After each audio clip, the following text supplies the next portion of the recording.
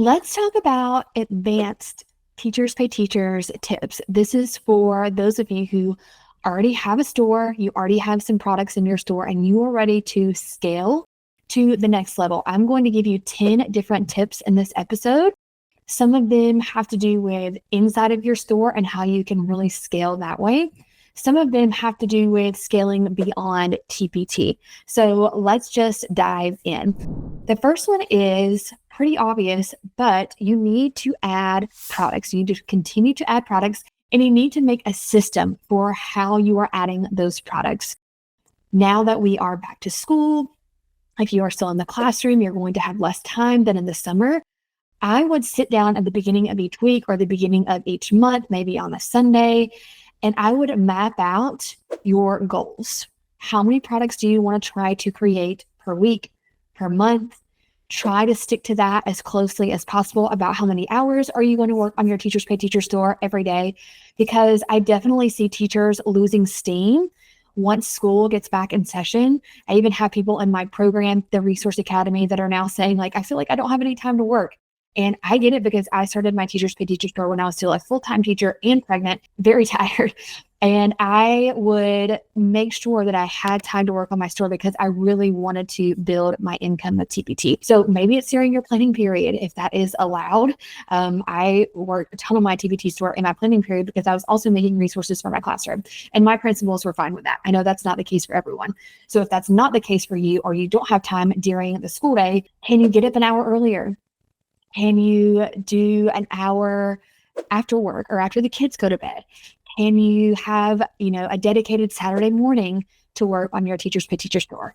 I totally get if you have kids and a full-time job, like, it can be a lot. So give yourself grace. And if you literally don't have time to add products during the school year, that is okay. But I would focus on something, and I will give you other options as we go through these different tips. But if you have the time, try to continue to add products. Aim for at least 50 products, even all the way up to 100 products. I have around 300 products in my store. So continue to add those products and make a system for how you are adding them. And then make a definition of done. So a lot of times teachers love the creation part. They love making the resource. But when it comes to actually uploading it to TPT, they procrastinate. So what I would personally recommend is finish a product all the way through, because you're not going to make money from it if it's not uploaded. I know some people like to work in blocks, like block schedule. So you spend, 3 hours working on resources, or maybe like a month working on resources and then a month uploading them. If that works for you, great. But what I would personally recommend is don't move on to the next product until you have finished everything with the one product that you're working on. So what is your definition of done? You've finished the product, you've made the cover, you've made the 3 thumbnails, you've made a preview for every single resource, unless it's free, of course, and that doesn't have a preview. You have researched keywords, and you have a keyword-rich, SEO-friendly title, and you have those keywords in your description, and you've written your description. Everything is done. It's uploaded. I like Airtable. Personally, you can also use Google Sheets for this, but some type of checklist system. So in Airtable, I have my resource in the title line. Then I have check boxes for each thing. So the resource is done. You can put a check. The cover is done. The thumbnails are done. The preview is done. The description is done. It's uploaded. And then check it off. And then you have one check box at the end. Everything is done with this resource. And then you move on to the next resource. That way, you are getting those resources in your store as quickly as possible. Okay, so that's number 1. Number 2 is to focus on product lines and bundles as you are adding to your store. What I recommend is just starting out, add products that you're using in your classroom, add products that you like to create, and just try out a variety of things. You can also do things like use Seller Spy or other SEO tools and find gaps in the market. That is also totally fine, but just upload a variety of things. But then about a month in, maybe 6 weeks in, look at your data and see which ones have the most views, which ones are selling the best. See if you can turn those into a product line, meaning you make more of those things. So if your math mazes are doing really well, can you make a product line of math mazes around multiple different topics? Can you make notes around, multiple different topics, whatever is selling really well, because those product lines can turn into bundles. So a product line is just, for example, for me, my geometry notes and worksheet sets were selling really well.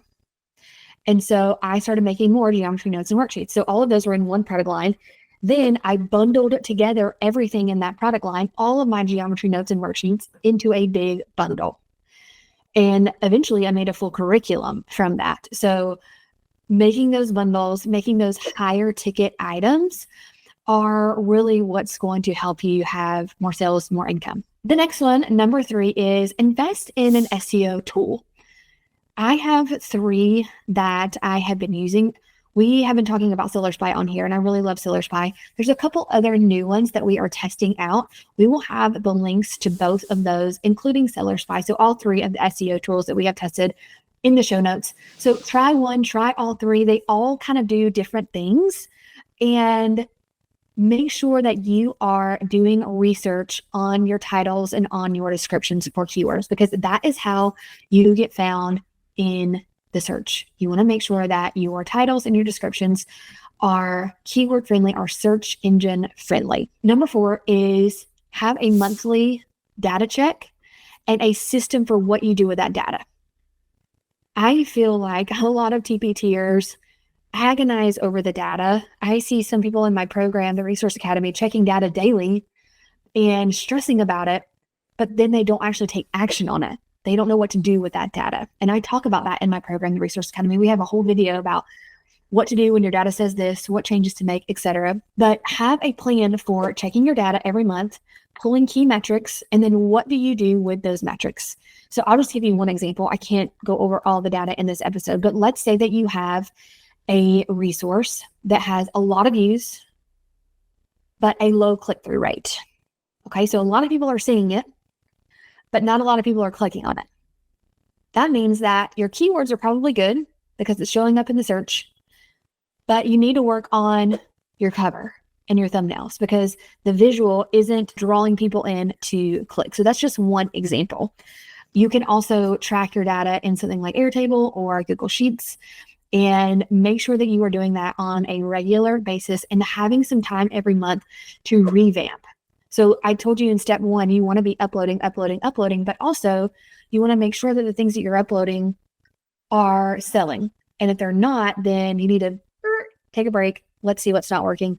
And then that data may also inform you for uploading new products, right? So every month, every 6 weeks, check your data, make changes based on that. All right, number 5 is think about hiring a VA, which is a virtual assistant.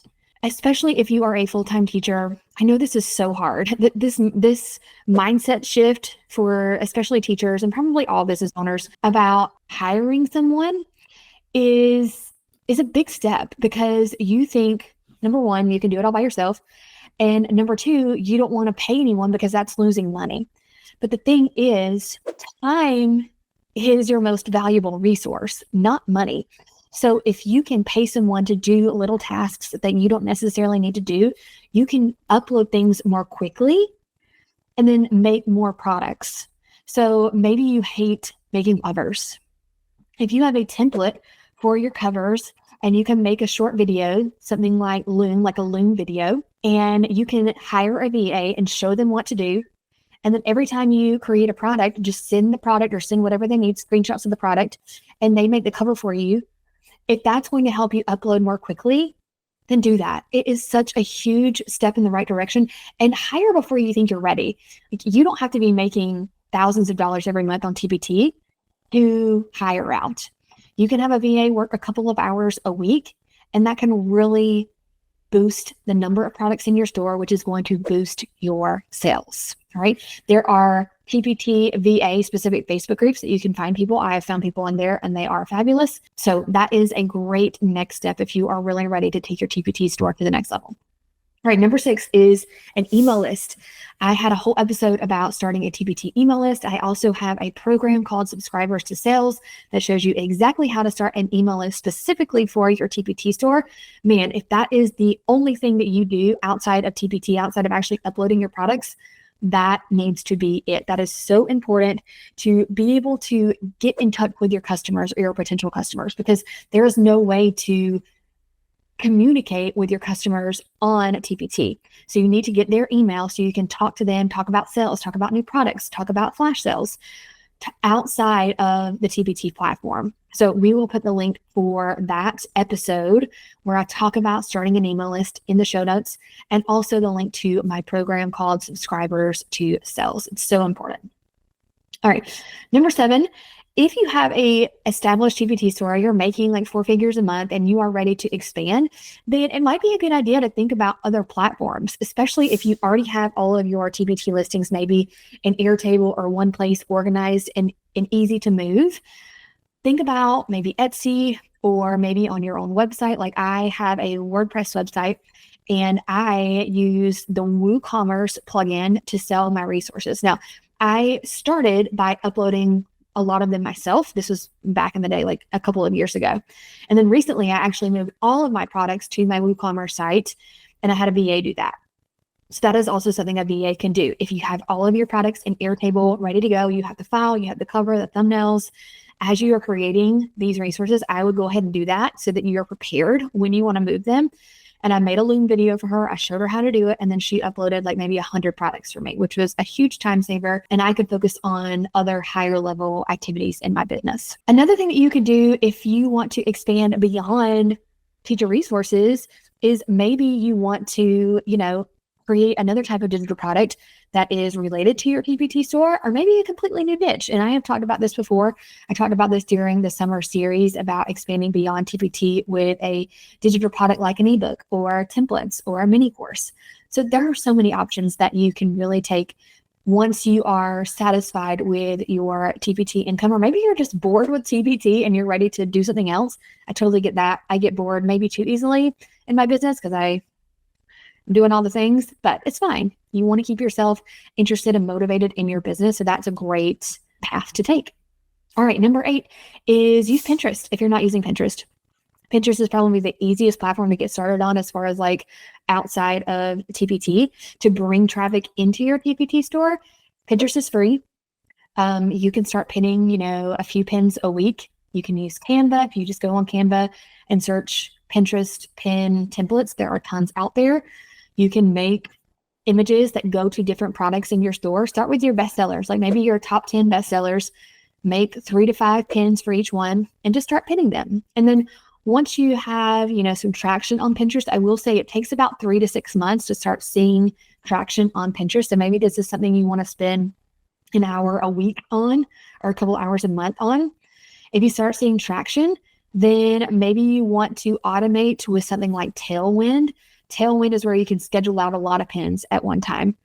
Maybe you want to hire a VA for your pins. So lots of options with Pinterest, but it can be a great way to bring in additional traffic. Number 9 is social media. I am not a huge social media person when it comes to TPT. I actually don't post anything about my TPT store on Instagram. However, I do see some TPTers have success with this. So I'm going to give you a few different options. Instagram, you can have a whole Instagram dedicated to your TPT store. Do not just post the covers, your TPT covers to Instagram. No one wants to see that. They want to see tips about the classroom, your resources in action, how you are using these resources. I would say this is most likely best suited for someone still in the classroom, or if you're like homeschooling and you can show these in action. You don't have to show your kids, but like, how are you using these resources? I'm not saying you have to be in the classroom, but for me, I feel like it would be really hard for me to make Instagram content about my geometry resources without me being in a geometry classroom. That's just me. TikTok is also another great way to get your TPT resources out there. And then the third way is to start your own Facebook group. So if you have a niche, which you should by this point, if you are, expanding, then start a Facebook group related to that niche and be clear in your Facebook group rules that this is not a place for other teachers to come and drop their TPT store links. This is your group, and you can give tips. You can post whenever you have a new resource. You can post when there's a sale. Lots of things that you can do with the group. So pick one. Don't do all of these. Pick one and see if it works. I would stick with it for about 3 to 6 months before you try something else. And then the last thing is try a YouTube channel. especially if you're still in the classroom, can you do day in the life of a teacher?